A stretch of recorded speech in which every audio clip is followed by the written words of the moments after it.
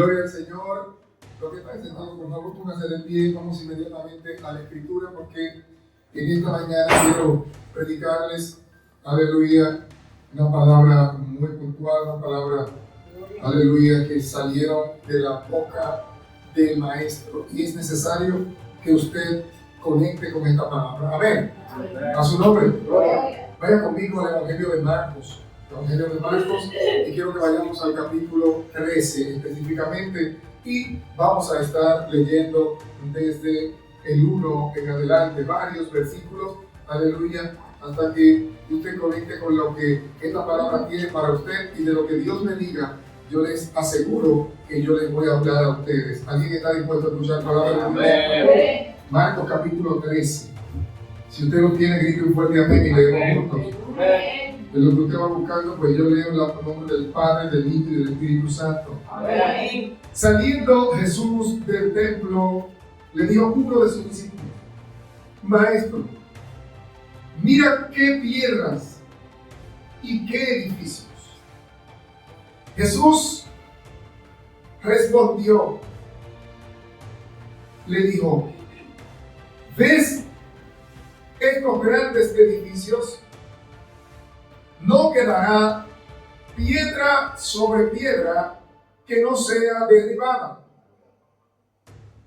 Y se sentó en el monte de los Olivos frente al templo. Y Pedro, Jacobo y Juan y Andrés le preguntaron aparte: dinos, ¿cuándo serán estas cosas? ¿Y qué señal habrá cuando todas estas cosas hayan de cumplirse? Jesús, respondiéndoles, comenzó a decir: mirad que nadie os engañe, porque vendrán muchos en mi nombre, diciendo: yo soy el Cristo, y engañarán a muchos. Mas cuando oigáis de guerras y de rumores de guerras, no os turbéis, porque es necesario que suceda así, pero aún no es el fin. Porque se levantarán nación contra nación y reino contra reino, y habrá terremotos en muchos lugares, y habrá hambres y alborotos. Principio de dolores son estos, pero mirad por vosotros mismos, porque os entregarán a los concilios y a las sinagogas, y en las sinagogas os azotarán, y delante de gobernadores y de reyes os levantarán por causa de mí, para testimonio a ellos. Y es necesario que el evangelio sea predicado antes a todas las naciones. Pero cuando os trajesen para entregaros, no os preocupéis por lo que habéis de decir, ni lo penséis, sino lo que fuere dado en aquella hora, eso hablad, porque no sois vosotros los que habláis, sino el Espíritu Santo. Y el hermano entregará muerte al hermano, y el padre al hijo, y se levantarán los hijos contra los padres, y los matarán. Y seréis aborrecidos de todos por causa de mi nombre. Mas el que persevere hasta el fin, este será salvo. Padre, gracias por tu amor y por tu bondad. Si tú me usas a mí, Señor, yo seré fiel en cumplir tu palabra y hablarles conforme me hables. Pero si tú no hablas, Señor, mi boca enmudecerá. En esta hora, Dios del cielo, úsame y te tendré en memoria para darte gloria, y soberbia no tocará mi cabeza. Porque todo lo que se hace en esta tierra, en lo cual hay virtud, viene de ti. Y lo establezco delante de esta audiencia, que no viene luz de mi persona, sino que toda buena dádiva y todo don perfecto viene de Dios, del Padre de todas las luces. Gracias, Señor, en el nombre de Jesús. Amén y amén. Pueden sentarse, mis amados hermanos. Permítame predicarle unos minutos y quiero hablarle de este evangelio de el conocido Juan Marcos, aquel, gloria al nombre del Señor, quien escribiera de parte de las manos de la voz de Pedro la narración de los hechos que acontecieron alrededor de la vida, testimonio y obra de nuestro Señor Jesucristo. Una obra magnífica acerca del Evangelio. Es una especie de revista noticiosa acerca de todos los hechos que acontecieron alrededor del ministerio terrenal de Jesús junto a sus discípulos. Y ya a la altura del capítulo 13 aparece una narración que es común en los evangelios tanto de Lucas como de Mateo, así como de este libro de Juan Marcos. En el evangelio de Lucas aparece por el capítulo 21, en el evangelio de Mateo aparece por el capítulo 24, y todos están de acuerdo en una sola cosa: el maestro hablando acerca de los tiempos finales, pero en una profecía tremenda, una profecía, bendito sea el nombre del Señor, muy singular, porque tiene un meta relato, es una profecía con un cumplimiento bastante interesante. Este evangelio de Marcos, así como el de Mateo y el de Lucas, ronda su escritura entre los años 50 aproximadamente hasta el año 63. Se data la fecha en que se escribieron estos, siendo Marcos, según los estudiosos, según los eruditos, el primero en haberse escrito y el cual sirvió como referencia para muchas de las obras evangelísticas del primer siglo, incluyendo las que tenemos registradas en la Escritura, como es el Evangelio de Mateo y como es el Evangelio de Lucas. Al nombre de Cristo. Y el hecho de que alguien como Marcos escribiera esto de la voz de Pedro nos da a nosotros una gran garantía de veracidad respecto a este escrito, ya que Pedro fue uno de los discípulos de Jesús más apegados, más intrépidos, y que estuvo más de cerca con todas las cosas que acontecieron en torno al maestro, y que luego que fue lleno del Espíritu Santo, este hombre adquirió una dotación especial para presentar la palabra, al punto de que había tanto poder en su palabra que cuando él predicó su primer mensaje, vieron al Señor más de 3,000 personas.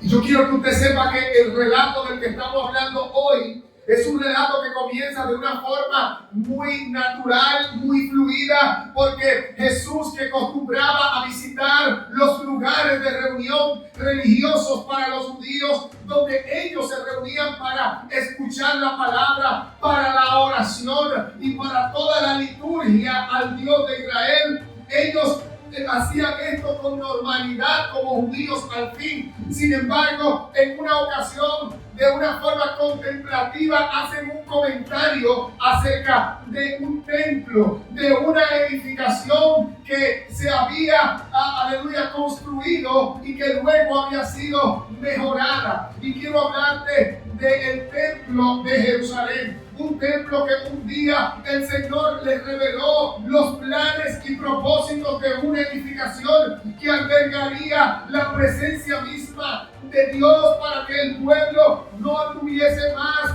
de lugar en lugar, no anduvieran nómadas, no anduvieran en campañas, o que las cosas sagradas estuvieran puestas en cualquier lugar. Quiero establecer algo de una vez. Dios siempre ha sido muy cuidadoso en la forma y el lugar en donde coloca las cosas santas, para que todo el que se llegue a Él sepa que Él es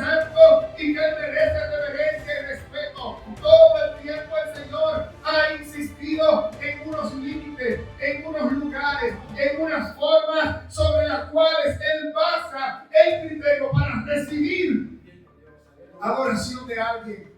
Que la adoración no es como tú quieras, no es como se te ocurra, no te vas a presentar delante de Dios como bien te parezca, sino que Él espera algo de ti y Él no recibe menos de lo que espera. No te sueñes que Dios va a recibir algo, Él espera algo, porque Él te dio algo más.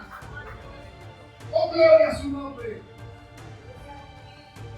Y ellos ven esos lugares llenos de judíos, muchos verdaderamente piadosos, hasidim, gente consagrada, gente que respetaba lo sagrado, otros con un gran disfraz de moralidad, de perfección y una careta de santidad que a ellos no le quedaba pequeña, no le servía esa vestimenta de santidad, estaba muy por debajo de la expectativa divina, aunque para los hombres era demasiado digna.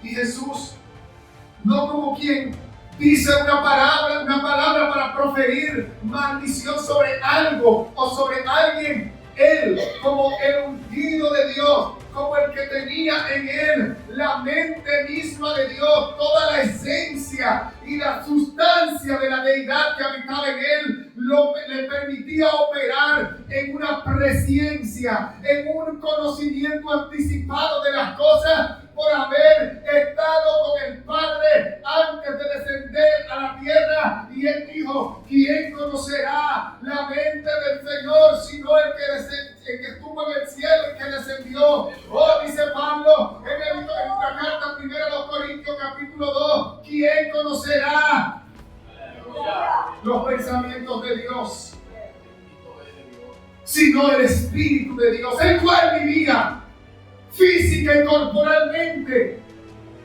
en la persona de Jesús?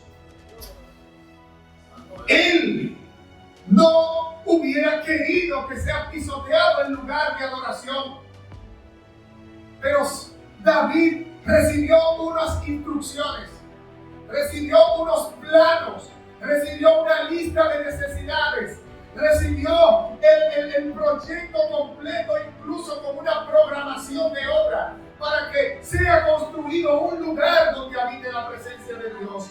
Por cuanto David era un hombre muy ocupado en las guerras y cuyas manos habían derramado tanta sangre, el Señor le dijo: es verdad que tú has peleado mi guerra, te he dado el diseño, te he dado los equipos, te he dado la gente, te he dado los recursos, pero tú no me puedes construir ese templo, porque tus manos no son de constructor, tus manos son de guerrero. Y Él traspasó todos estos planes y proyectos que Dios le había revelado a alguien que no había tocado la espada, y fue a su hijo Salomón, cuyo nombre deriva precisamente de Shalom, que significa paz.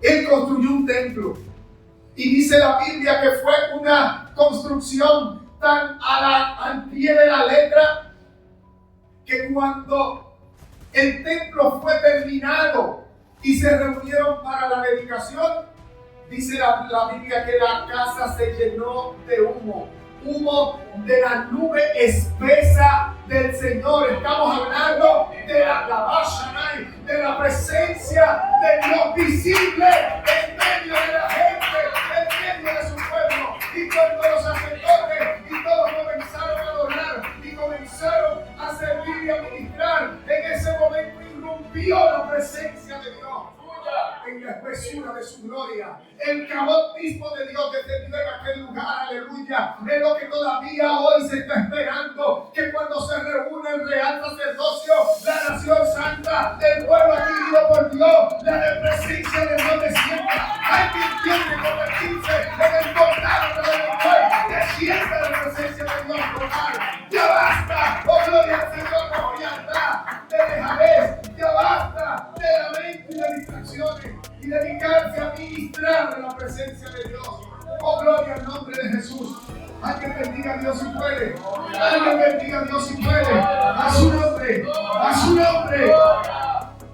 Ese templo de Salomón, con el transcurrir del tiempo, se convirtió en el centro de la religión judía, de la religión del pueblo hebreo.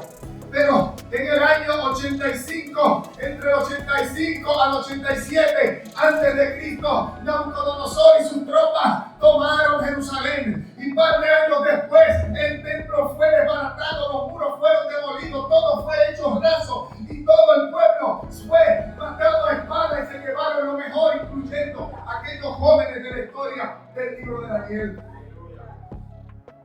Y ese templo quedó en el piso, ese templo quedó totalmente destruido, pero un grupo de hombres años más tarde, por el año 516, se dedicaron a reconstruir todas las cosas que se habían desbaratado a causa del paso extranjero por aquella ciudad. Y sucede que ellos, entre Zorobabel y un grupo de hombres, empezaron a reconstruir el altar, luego el templo, los muros, y así fueron levantando un poquito la dignidad del pueblo. Pero déjame decirte que ellos no eran de profesión constructores, ellos eran personas apasionadas, y según la historia, según Josefo en la antigüedad judía, ese historiador famoso que muchos de ustedes conocen como Flavio Josefo o Flavius Bermatillahu, ese Flavio describe que ese templo fue un templo muy modesto, porque ¿qué podemos esperar de alguien que no es arquitecto, que no es ingeniero, sino nada más alguien que ama a Dios, que quiere que Dios sea enaltecido y que la dignidad espiritual de un pueblo se levante? No está pendiente a mucho lujo, no está pendiente a muchas cosas, lo que está pendiente es que haya un lugar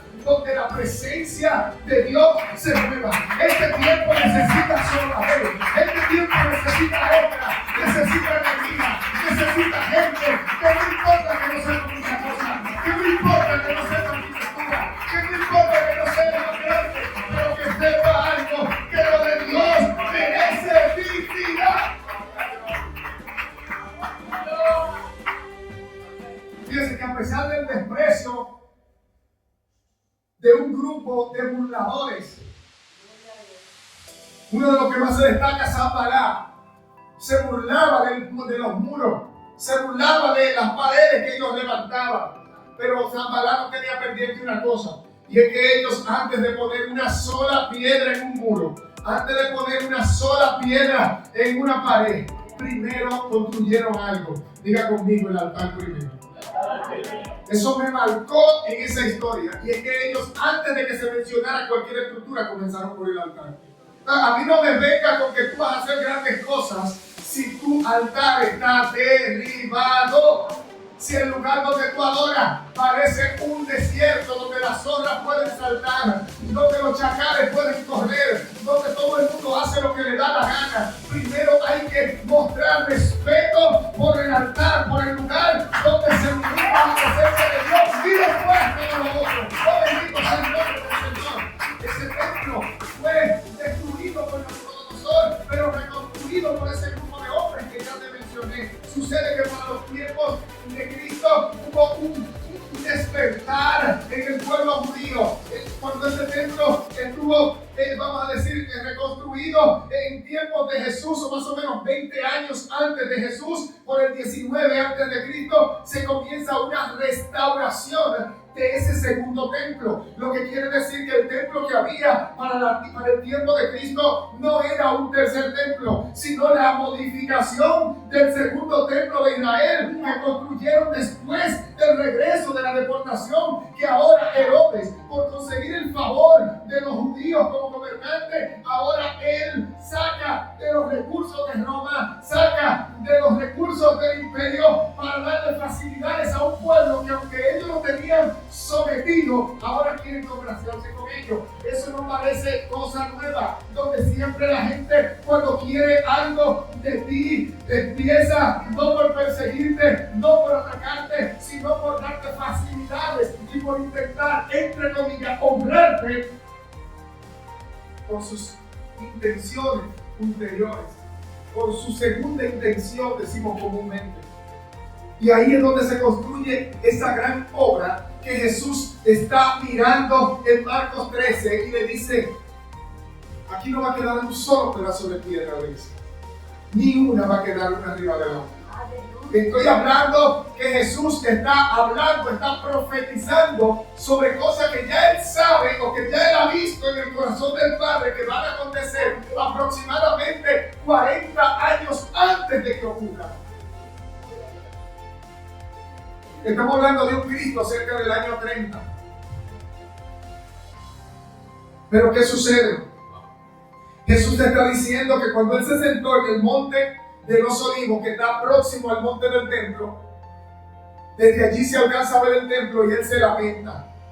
Y allí, que era un lugar acostumbrado en Él reunirse con sus discípulos a orar, a compartir la palabra, tienen ese espacio para meditar y pensar y conversar entre amigos. Y le está diciendo, oye bien, ahí no va a quedar nada. Y empieza a decir, y se sentó en el monte de los Olivos frente al templo. Y allí los discípulos se sienten en la confianza de preguntar. Yo no sé si tú tienes un lugar en algún punto del planeta en donde tú puedas hacerle preguntas a tu maestro, donde tú no solamente voces para que te vean, donde empiezas a gritar para que te oigan, sino un lugar donde tú le hablas a Jesús y tú verdaderamente percibes cuando Él te responde. Este tiempo necesita personas que hayan oído a Dios, porque ya hemos escuchado muchas personas que le hablan a Dios. Hemos visto personas que le gritan a un Dios lejano, a un Dios distante, pero hoy se necesita gente que hable en voz baja y que le diga a su Señor, Señor, dime cómo serán las cosas. Porque en ese momento la iglesia tendrá dirección. En ese momento la vida de la gente tendrá sentido. Entre tanto ruido, tanto grito, tanto protagonismo, tanta arrogancia, no se puede escuchar la voz de Dios. Hay un momento en que el hombre de Dios tiene que aprender a callarse. Debe hacer silencio en su mente, en su espíritu y en su corazón, para que luego que a él le pide a Dios, entonces puede escuchar la respuesta de Dios. Estamos cansados de gente que cree que por vocear muy duro y todo lo que le llega a la mente de lo que él le pidió a Dios, ya Dios se lo respondió. No funciona así, mis amados. No funciona de esa manera. El Dios que hizo el oído no oirá, dice el salmista. Y el Dios que hizo la boca, ¿acaso no hablará? No es necesario que imaginemos lo que Él nos ha dicho, porque eso ha sido la causa de los mayores fracasos públicos de los hombres de Dios, o de los hombres de Dios de este tiempo, que ya el mundo no les cree porque está cansado de vernos orar por cosas que nunca suceden, porque están orando no desde la convicción, no desde la oración privada, sino desde el espectáculo público. Y déjame decirte que Dios jamás hará nada en público con lo que Él no se haya comprometido primero en privado.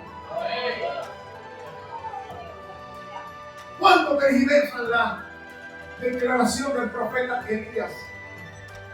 El profeta Elías dice en la Escritura que oró fervientemente a Dios para que no lloviese. Pero hay gente que nada más ve la parte donde dice por mi palabra no lloverá. Sin pensar, ignorando a propósito o no, que esa declaración poderosa de autoridad sobre la naturaleza le fue conferida en privado por el Padre. Que todo lo que yo diga, esto no se llama pensamiento positivo, esto no es nueva era, esto no es brujería, esto no es encantamiento, esto no es hechizo, esto se trata de una vida de relación con Dios, para que las cosas que tú digas ocurran primero, debieron haber salido primero de la boca de Dios, no de la tuya. Vamos a dejar de inventar de una vez, vamos a matar este gallo entre la funda inmediatamente. La Biblia dice que Elías oró fervientemente para que no lloviese. ¿Usted me está entendiendo? Primero él conversó con Dios el tema. Y entonces le dijo a rey, bien, ya hay una palabra trazada, no lloverá. Yo no puedo venir a profetizarte aquí inventándome cosas, de lo que yo siento en mi corazón o por un pique de que te voy a echar una maldición encima. No funciona así. Ni a los agoreros eso le dan los resultados, tanto más los hombres de Dios. Ni a los brujos, porque el hecho de que un brujo con un pique contigo no te puede hacer daño tampoco. Entonces yo veo que hay cosas que están al revés. El caso es que ese momento de oración de Elías le produjo la reputación de ser el hombre a quien Dios escuchaba. A su nombre. Gloria. Fíjense que en el Carmelo sucedió algo tremendo con los profetas de Asherá y los profetas de Baal.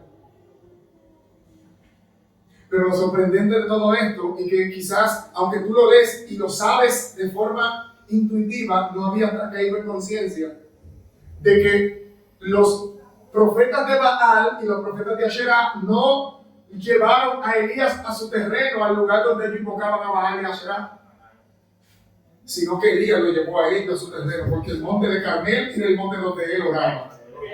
Tus batallas van a ser tus victorias van a ser en el lugar donde tú tuviste el encuentro con Dios. No en el lugar a donde tú vayas detrás de lo que tú crees que tienes que hacer. Él dijo, vamos a ver quién es Dios. Porque en este monte donde yo oro, aquí donde Dios me responde, aquí es que va a suceder. Sí, porque Carmel era la región en donde él se alzaba por allá. Y ese monte estaba en esa región de Carmel, por eso lo llama Carmelo. Y era donde él se alzaba y nadie sabía de él. Y cuando Elías bajaba de por ahí, había que preguntar, ¿este profeta viene en paz o viene en batalla? Creo que había que ver cómo era que bajaba el profeta. Porque es que los profetas no son tan simpáticos. A mí me preocupa esa simpatía de la gente, que la gente quiere caerle bien a todo el mundo. Y yo quiero decirte una cosa, tú le puedes caer bien a los santos de Dios. Salmo 119, 63. Dice, compañero, soy yo de los que te temen y de los que guardan tu testimonio. Esos son los que te van a celebrar los mensajes, aunque tú lo estés corrigiendo. Esos son los que van a alabar contigo, aunque tú lo reprendas. Esos son los que van a glorificar a Dios, aunque el mensaje sea duro. Los que son de Dios te van a aguantar en la corrección. Los que no son de Dios, tu mensaje le va a doler. Por eso, si tú estás en tripío, el tripío te está celebrando mucho, cuidado si tú eres uno de ellos. Que los evangélicos y los hermanos cristianos te celebren, a mí no me parece extraño, porque hasta maña afuera que la gente que dice que es de Dios no escuche su palabra, ya que la Biblia dice que los que son de Dios, su palabra oyen.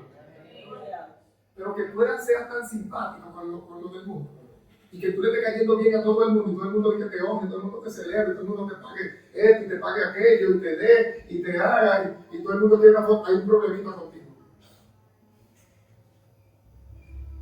Porque nunca fue así. Ni en el Antiguo Testamento, mucho menos en el Nuevo. Nuestro máximo líder y maestro, nuestro Señor y Dios, encarnado en la persona de Jesucristo, a nadie le hizo mal nunca. Fue compasivo, fue amoroso, fue sabio, fue maestro, fue amigo. Y recibió a cambio una crucifixión y múltiples azotes. A su nombre. Pero si eso era él, vamos a diluirlo un poco. Vamos a sus discípulos. Jesús le dijo, de la copa que yo bebo, ustedes van a beber. Y muchos fueron crucificados con la cabeza para abajo, metidos en las hogueras, quemados, echados en el circo romano, perseguidos, de todas formas. Siempre de manos de aquellos que no recibían con agrado la palabra del Señor. No entiendo de qué Paquito de Benín salió la idea de que los impíos tienen que celebrarle los chistes a los cristianos. Cada vez que un cristiano está muy chistoso y muy simpático, hay un problemita en lo que está diciendo, y es que no está confrontando a la gente. Y ya. Si tú no eres confrontativo, perfecto. Si tú no le dices la verdad a la gente desnuda, pues perfecto. Te van a amar, porque este mundo vive con una psicología humanista, diabólica, que todo lo que es correctivo es malo, que todo lo que duele es malo. Si ellos supieran el dolor que causó que ellos nacieran, no dirían que lo que duele es malo. El caso es que Jesús está hablando de este templo y hablando de palabras de lo que va a pasar. Está profetizando el mismo Jesús sobre el templo, casi 40 años antes. ¿Por qué? Porque después los discípulos se sientan con él y dicen, pero maestro, dijo, ¿cuándo serán estas cosas? Y qué señal habrá de que estas cosas estarán por realizarse, estarán por ocurrir. Y Jesús le empieza a dar indicios. Cuando ustedes le oigan de guerra y de rumores de guerra, cuando ustedes le oigan gente diciendo, aquí vengo yo o vengo en nombre de él falsamente, se van a encontrar a un Judas el Galileo, que él mismo se autoproclamaba como el Mesías, y que es citado en el libro de los Hechos por un erudito llamado Gamaliel, según los escritos de Lucas. Y dice, vayáis a ver qué van a hacer con esos hombres. Porque si esos hombres no son de Dios, ellos se van a desaparecer como Judas Galileo, que se creía alguien, y desde que él murió, sus discípulos se desaparecen. Si esta gente que profesa que ese tal Jesús no son de Dios, olvídate que ya él murió, olvídalo. Ellos se van a ir diluyendo. Ahora, si no son de Dios, cuidado, no sea que ustedes estén altercando contra el mismo Dios del cielo. Jesús le está anticipando cosas que luego ocurrieron de forma real, que pudieron constatarla. Van a venir gente diciendo, soy yo, soy yo, soy yo. Pero la fiebre va a durar unos días.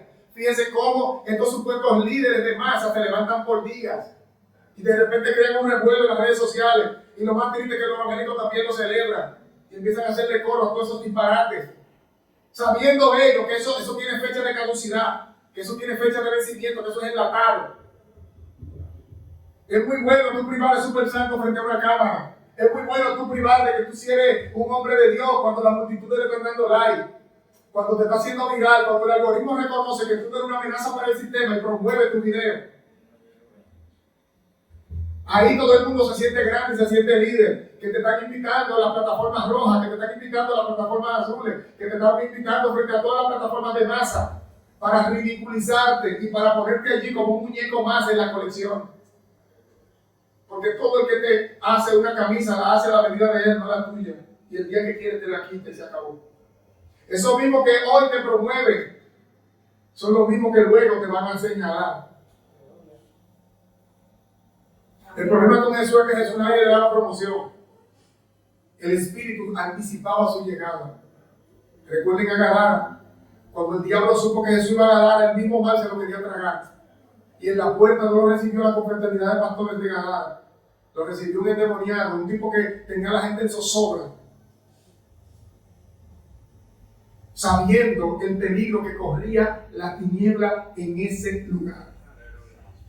Si tú ves que te están abrazando mucho y te están recibiendo mucho y te están celebrando tu chiste, cuidado si tú estás haciendo los chistes que a ellos les gustan, porque la Biblia dice que los del mundo escuchan a los del mundo porque de lo suyo hablan.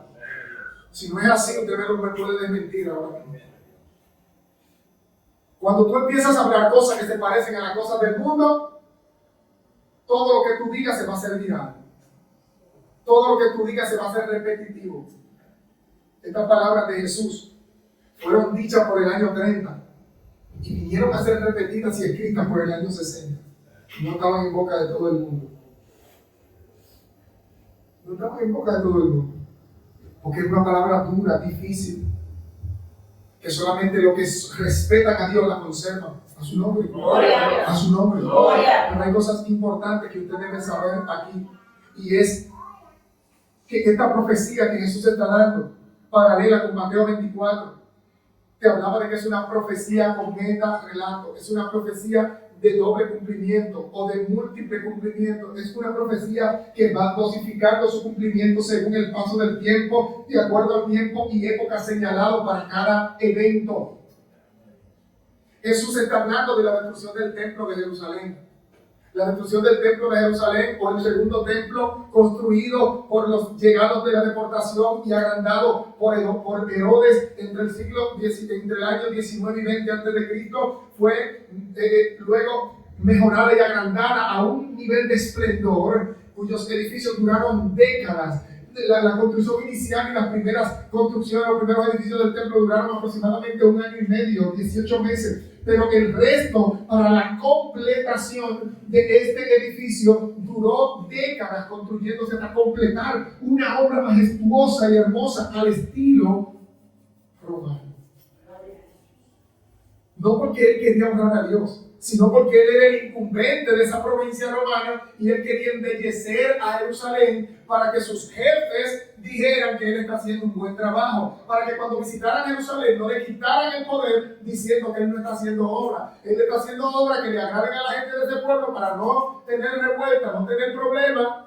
Fíjense que cada uno tiene sus intenciones detrás de lo que hace. Herodes era político, hermano.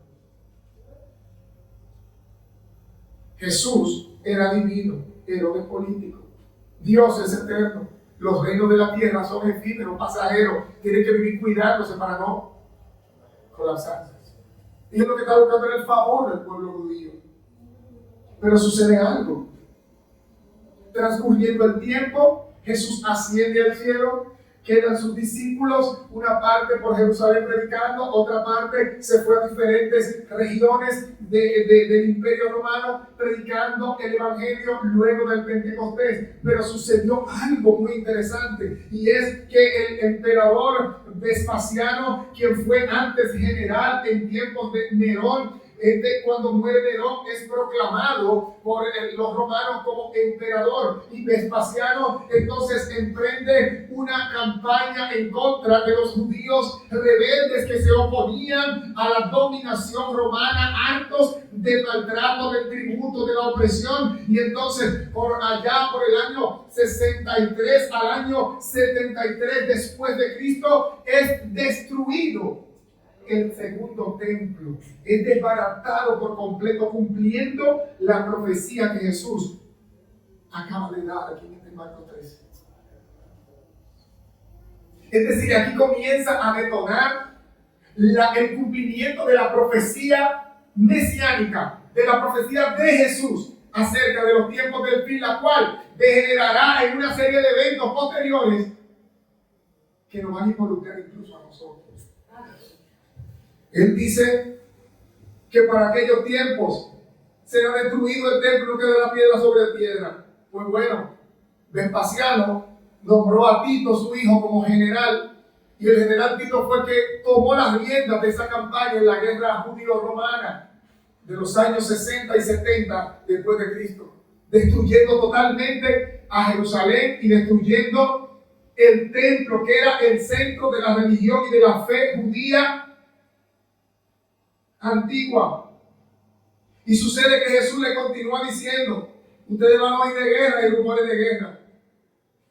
Ahí empieza una profecía que se cumplió, se cumplía y se continuará cumpliendo. Es decir, es una profecía que tiene un arrastre histórico, lo cual estamos viendo hasta el día de hoy. Hoy en día vemos una guerra feroz entre dos países, entre dos naciones, dos etnias, que desde los tiempos de Esther han estado en una enemistad perpetua. Persia prometió sacar de la faz de la tierra a la nación hebrea. Escuche bien. Y hoy, ese estado que conocemos como Irán, cuyo origen no es árabe, no es judío, no es europeo, es una nación persa. Su idioma es el parás o el persa. Y todavía tiene las mismas intenciones que tenían en los tiempos de Esther, de triunfar a Israel. Cada día en Irán se grita una consigna: muerte a Israel. Mientras todos los que aman a Dios y a la nación hebrea bendicen a Jerusalén y dicen: a Israel hay, para siempre vive Israel. Ellos están diciendo: muera Israel, muerte a Israel. Ellos había en Teherán un reloj, escúchame bien, que esto no es un cuento, un reloj con una cuenta regresiva hasta la destrucción de Israel. Mucha gente no entiende lo que está pasando ahora mismo y están viendo al presidente de la nación más poderosa del mundo tomando medidas bélicas en contra de una nación, y la gente solamente está mirando las espinas y no ve la realidad de la historia. Que naciones de este tipo representan un peligro permanente para la humanidad cuando un país no permite o no asimila la existencia de otro que sí está de acuerdo y que no tiene ningún problema con que tú existas. Allá hay un pleito disparejo, allá hay un desbalance ideológico, religioso. Entonces hay gente que se hallan grande que hayan sido desmantelados los principales mandos religiosos, que eran los que exacerbaban el ánimo de venganza y de sangre que tenían contra la nación hebrea.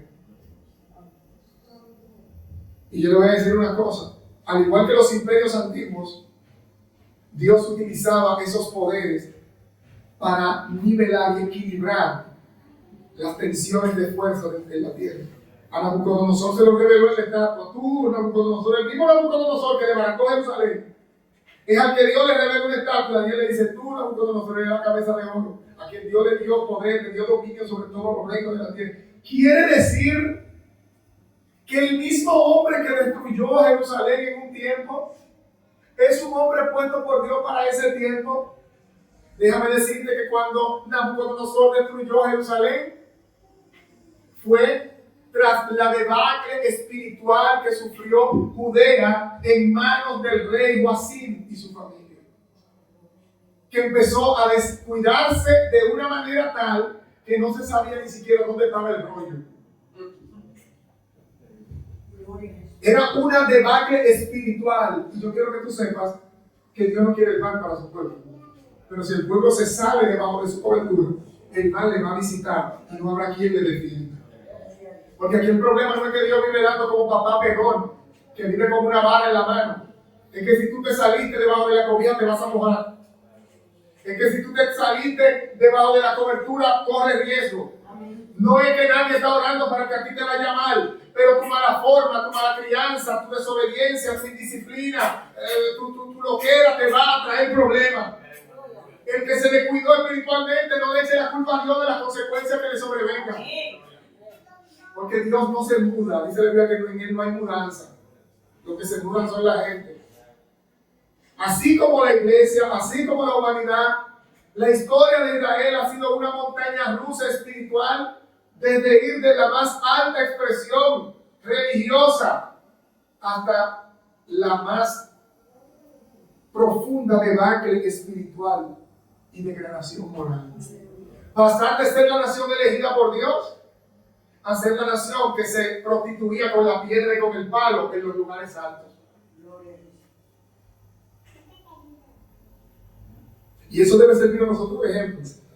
Porque si Israel, que fue la nación hebrea, la nación elegida por Dios, para mostrar la existencia y la obra de Dios en el mundo, ha pasado todo aquello en ocasión de sus desvíos, ¿qué crees tú que pasará con nosotros?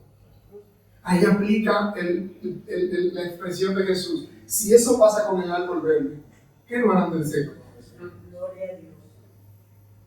Entonces, iglesia, nosotros fuimos injertados por Dios en la higuera.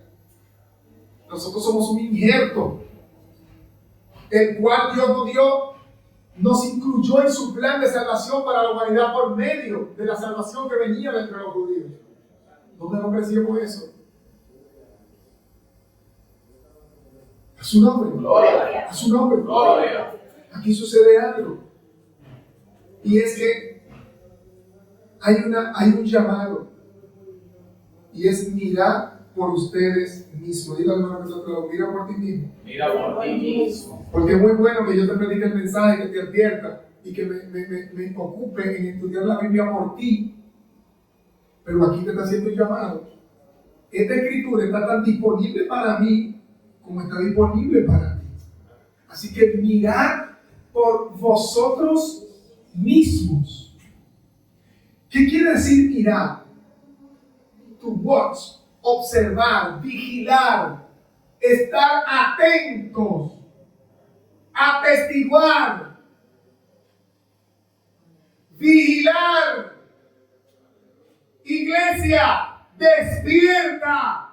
Cristo viene. Las señales que estás viendo no son casualidad. Estuvieron profetizadas siglos antes de que nosotros existiéramos para nosotros hoy.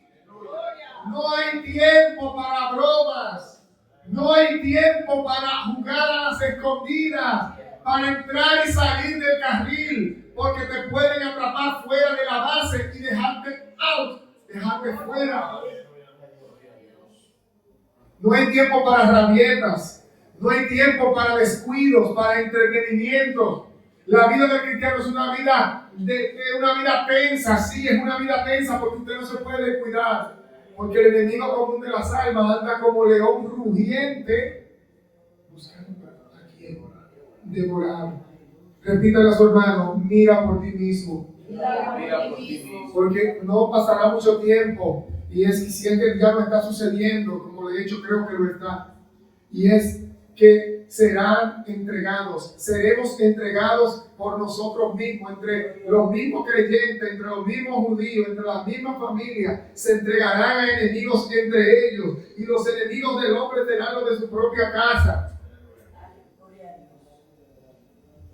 Míralo por ti mismo, no espere que te lo diga un sermón, no espere que te lo diga una prédica, lee la Escritura. Pídele al Espíritu Santo, guíame en la lectura de tu palabra. No quiero perder el tiempo, no quiero perder mi alma. No te lleve de esa teología exclusivista de extrema gracia que dice que no importa lo que tú hagas, como quiera te vas a salvar. Recuerda que Pablo le dijo a un joven tan aplicado, conocedor, convertido a Jesucristo como lo era Timoteo, le dijo esto: haciendo esto te salvarás. Quiere decir que aunque Timoteo había confesado a Cristo, se había circuncidado por causa de los judíos, guardaba la Escritura, era pastor, también tenía el riesgo de perderse. Dejémonos de cuentos y de esas religiones friendly, amistosas con todo, y que todo es todo y nada es nada, y que todos somos iguales. No todos somos iguales. Dejémonos de cuentos. Nunca fue así ni será tampoco. A su nombre. Aquí hay un llamado para que tú no digas que la culpa es de otro, y es, repítelo, mirad por vosotros mismos. Mirad por vosotros mismos. Si cada creyente en todas las congregaciones de la tierra miraran por ellos mismos, todos se alinearan a un mismo carril. Porque que mientras yo te estoy hablando de que vamos en un rumbo y tú estás mirando el teléfono para abajo, tú vas a perder el rumbo. Un grupo va a coger a la derecha, otro a la izquierda y otro va a seguir para adelante. Sin contar con los que se quedan rezagados, alegrados. Entonces aquí hay un tiempo que si miramos por nosotros mismos, todos vamos a ver hacia el blanco de nuestra soberana vocación. Levanta tu cabeza, iglesia. Dile a tu hermano, levanta tu cabeza. Levanta tu cabeza. Levanta tu cabeza. Levanta tu cabeza. El tiempo del fin. Las profecías se han venido cumpliendo desde el momento mismo en que Jesús las hizo salir de su boca y no se van a detener. Después de todas estas cosas, lo próximo que podemos esperar es la gloriosa aparición de aquella nube que van a descubrir la maceta, la primera gloriosa de la Mesías, esa misma nube que los ángeles dijeron, esa nube que se los lleva, pero se entregará otra vez. Que Dios te bendiga, iglesia. ¡Cristo viene! ¡Cristo viene! Padre, gracias por tu palabra, gracias por tu amor y tu misericordia. En esta hora, Dios del cielo, te pido, Dios mío, que todo el que escuche esta palabra, Padre, sea animado en su espíritu, pueda ver por sí mismo. Abre los ojos de la iglesia, que la iglesia de esta generación entienda que Cristo va a venir indistintamente de lo que ellos puedan creer. Que el hecho de que tú no creas a la verdad no significa que no sigue siendo la verdad. Gracias, Espíritu Santo. Santifícalo, Señor, en tu verdad, tu palabra. En la verdad, que Dios te bendiga, iglesia. Dale un aplauso. El tiempo de predicar. Dígale a alguien, es mi tiempo de predicar. Es mi tiempo de evangelizar. Es mi responsabilidad predicar. Que nadie va a hacer por ti, ahora Dios te bendiga.